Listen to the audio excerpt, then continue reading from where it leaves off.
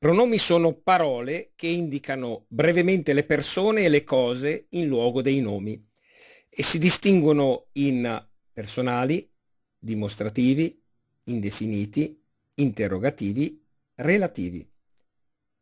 Vediamo ora i pronomi personali, ricordando che i pronomi sono una parte variabile del discorso. Col soggetto italiano io, milanese mi. Esempio, mi vu, oppure mi avu. Italiano tu, milanese ti te.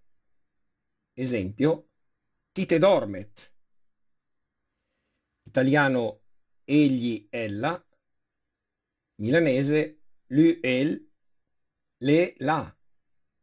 Esempio, lui el bef, le la vusa.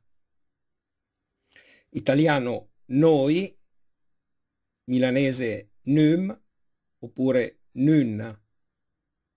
Esempio, num fem, oppure num a fem.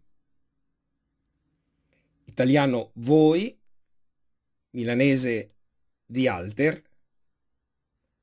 Esempio, di alter sentì, oppure di alter a sentì.